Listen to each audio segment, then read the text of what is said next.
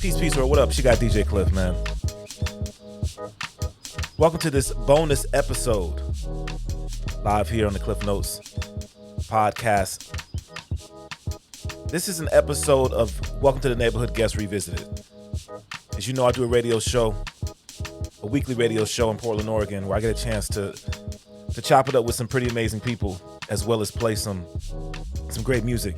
And I had a chance to chop it up with two artists, two individuals who have been representing hip-hop for a number of years. And they came together to create a new project, a producer album called Role Reversal. Rhettmatic of the Beat Junkies, Rawls, amazing producer from Ohio, were my guests. And I want to share this with you on this episode of WTTN Guests Revisited.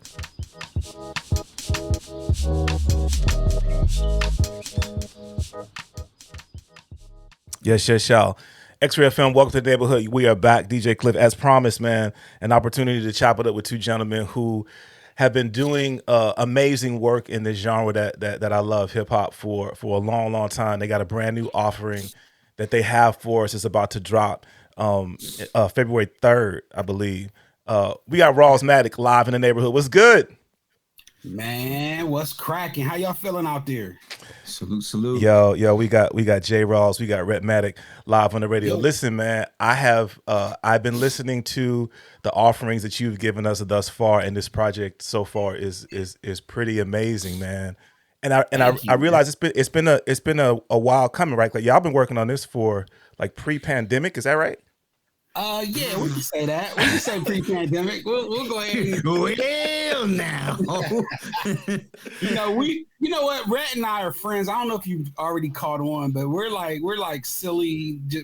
We are who we are, and we just have fun. And that's the approach to the project. We just enjoyed ourselves. We would we would often work together when we could. Like I would come to LA or he would come to Ohio, but a lot of times, we would send things back and forth and ideas, and it was just fun creating, that kind of thing. So, man, we just have fun.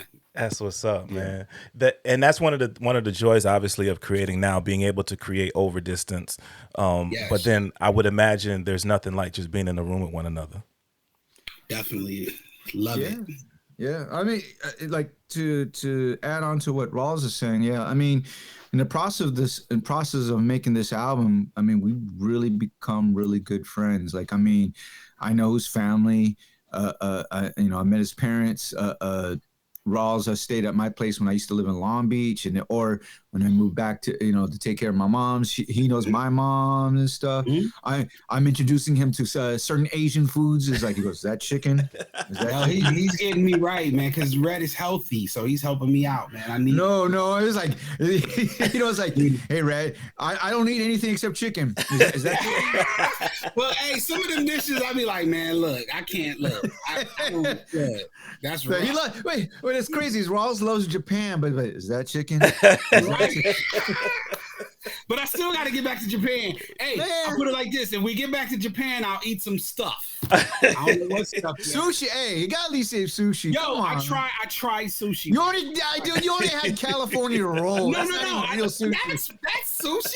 Hold up. That ain't sushi. That is sushi enough for me. No, it's not. That's why it's called California roll. Well, hey, all right, as sushi as I get. Cliff, let it know, man. Bro, look, I'm with you, man. I'm with you. You gotta put some fire on it if I'm gonna eat it. Hey, you know what I mean? I want to know that joint is cooked. Yeah, see? Man, hey, when you travel, hey guys, when you travel, you gotta look, man. See, but how you gonna go? How you gonna go to Japan? One or two places. Wait, how you gonna go to Japan? He's right. Man. He's right. I feel you, bro. I feel you. I just, my stomach don't feel you. That's what it is. How you gonna go to Japan? How you gonna go to Japan and eat McDonald's? Hey, man. Facts. Hey, that's facts. True. He ain't lying. Now they got Subway though, so I'm good. Come on, say that. Man. Word. Hey, yo, we got Rawlsmatic live in the neighborhood. You might not get no questions. Right? No, we sorry. No, not at all, yo. We were talking before I hit record. Rhett and I were talking about the project, and one of the things that's cool that actually, if people have listened to the joints you've released thus far, it's not a straight hip hop record, which I think is really cool. Was that the idea going in? Definitely. Rhett, you want to elaborate? You want me to? Yeah.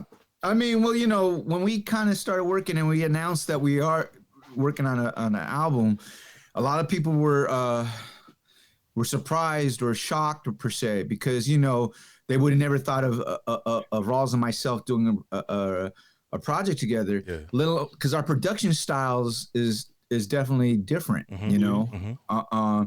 Obviously, with Rawls working with Black Star, with Lone Catalyst and Fat John, he's like his styles is very musical, and of course a lot of it like as they would say, jazzy hip hop, jazz hop, jazz hop. I mean, it's jazz hop, but in some ways too, even though the term's kind of crazy, like in some ways, I Rawls is kind of like part of the architecture of lo-fi hip hop per se. Lo-fi. I don't know. Yeah. I know. I'm about to get like hit up on social media. Is like, right. Oh man. And no. And then of course for me being from LA, visionaries. Yeah, with the visionaries and stuff. But my production is a little bit more like, ironically, more like more rough, rugged. So rugged and raw. So obviously you see the two contrasts of our production, but the interesting thing being us also being DJs, we also of course we love hip hop and stuff, but we also play like house, disco, funk. I mean that's if you are a true hip hop fan, you would know that as a producer and as a DJ, you listen to all types of music, right. And then if you, so it's like we try to incorporate whatever influences and stuff, and we talk about it like in terms of like Rawls push me to do a little bit more something different, or vice versa, So and then we just kind of know each other's. Just becoming friends, we know what we complement. Like he's musical, I'm raw. If that makes any sense. It's them drums. It was really it was very purposeful. Like one of the singing songs, the last one we released was Cyrus Beatty. That was done a while back because we were purposefully trying to. I guess, just we're hip hop, right? All of us, we grew up hip hop, but as you grow older, your taste expands. Yeah. And it should. And if it doesn't, I don't know, like what you're doing something wrong. It should. You should be able to appreciate some house. You should be able to appreciate some neo soul. You should be able to appreciate something like that. And then what we do is add a little hip hop twist to it. And then, you got Rawlsmatic. So here we go. Yes, that's what's up. The project drops, it's February 3rd, right? Yeah. Project drops February 3rd. You already have visuals out for Xanadu. And then, man, you guys have like hit us with, I think we got 5 joints from the project already that people can check out, right? Yeah, we wanted to share, man. The whole thing was like letting people hear the music, let them feel the music. Rhett and I are DJs, so we love when we get the joints out a little early. You can play the joints early. I dig it. So one of the things that I'm curious about is you folk have been doing what you've been doing for so long at such a high level and have a part of so many different communities that in terms of bringing performers to be parts of this project, did you have people in mind specifically that you knew, okay, I want to try to get this vocalist, I want to try to get this MC on the project? Like, did you have a list of folk that you knew were going to be a part of this project? Right? Yeah, I mean, we did have a wish list. Of course, a lot of it never does.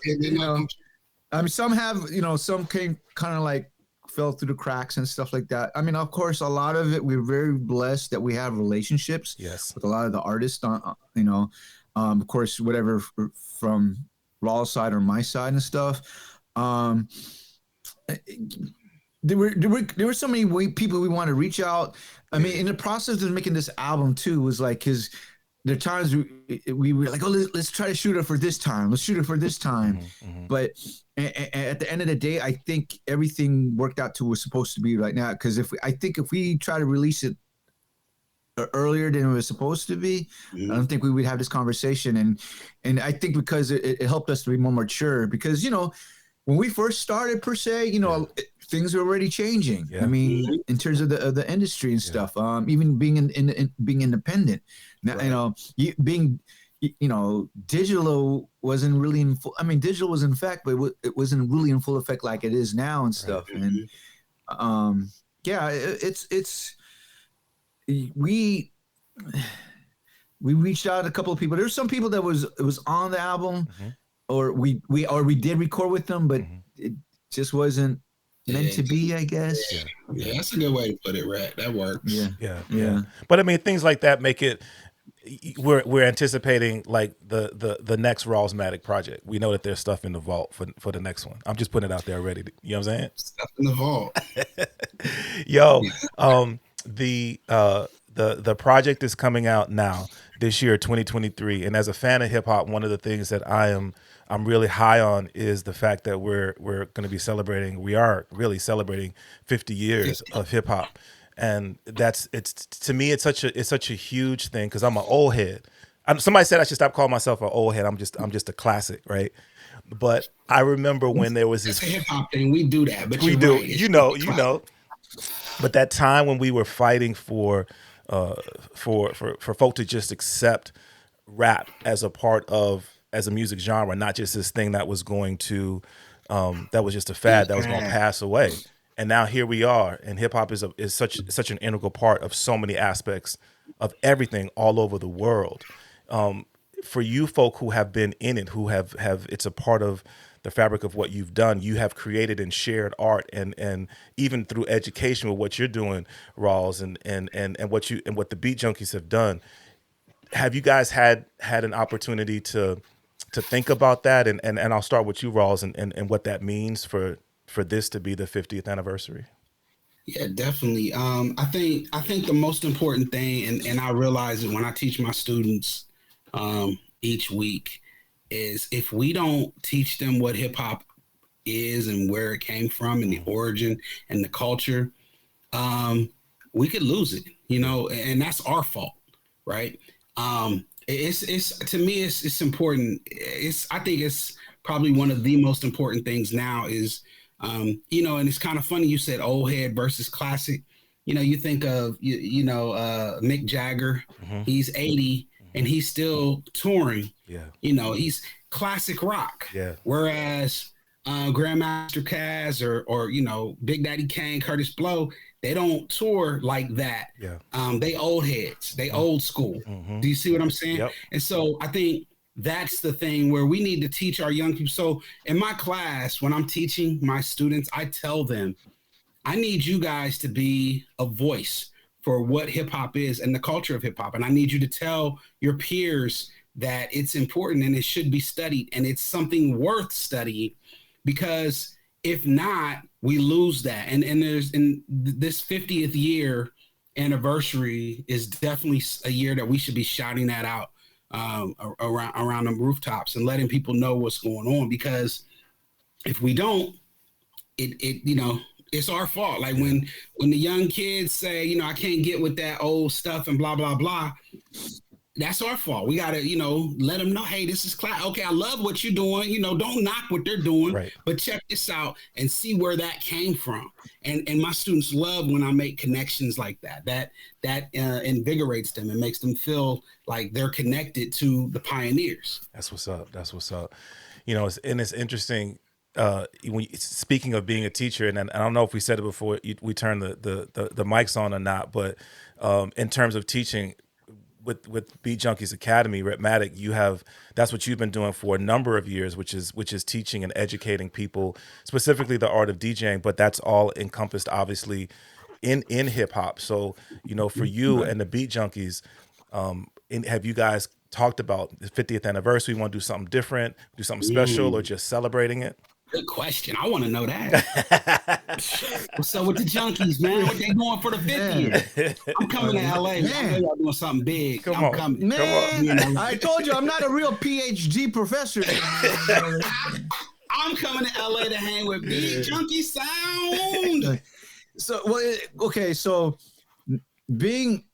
it's interesting. I mean, being an instructor and teaching and stuff, and like Rawls, he's a legitimate professor, got a PhD and went to school and got an accredited, has a program and did a thesis and all that stuff. Mm-hmm. Whereas, it's pretty interesting because this to add on what Rawls is saying, like about it's our duty to teach everyone. It's our fault in some ways not teaching the younger generation. Mm-hmm. Also to add and to say that we didn't want to be one of those guys that were basically the old guys on the porch, like yelling at get off my lawn. Get off my lawn. Back in I did, and that's this the irony about hip hop, right? Because it's all about it's competition, being freshest and being the dopest, but it was and a lot of braggadocious, but then as we got older, it's like sometimes, and I hate to say this, some of our OGs were, they were, they didn't want to share. And I get it because it's like, everybody wants to be the top dog. Mm-hmm. And that's, that was the competition and stuff. But then as we get older, like, again, it's like, you always wonder why, like, the younger generation is like, well, the OGs don't want to teach us and we're making our own. I mean, I love Red. You gotta right? Oh, we editing that. Don't worry. Okay. The OGs, the younger cats said the OGs don't want to teach us anything, so we'll do it our own. Yeah. Plus, how when we're young, you want in this day and age, everything is instant gratification. So they want now. Right. Whereas we're coming up, we had to go through, we had to pay our dues and stuff. But the irony of it, when our generation is saying, like, what you know about this thing, mm-hmm. I would always tell them, we're sounding like our parents or the generation before us, because they used to say the same thing about hip hop. Yep. That it won't, like it won't last and stuff, Yeah.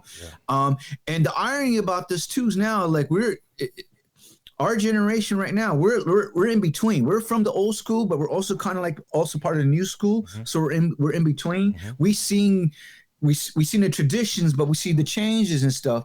And the one thing I always point out in terms, especially with DJing, because a lot of people why we started the school, because everybody was complaining about, like, when Serato came out and it's going to destroy this and this and this and this, right?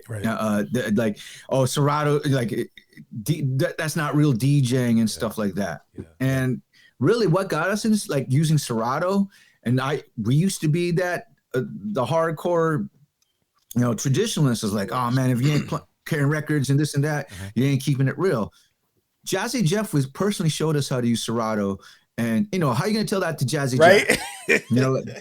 How you gonna tell that like one of the guys that brought transforming out, made it popular, right? Like, and still can cut it up. Mm-hmm. He just said it's a tool. Mm-hmm. So when you really think about it, if you weren't that great on vinyl, what makes you think Serato is gonna make you even better? It might, sure, you might make things a little bit more easier, but at the end of the day, it's a tool, it's an access. Right. But if this is your craft, you got to learn it. It's like if you're going to play sports, mm-hmm. or if you're going to do martial arts, you got to learn the fundamentals.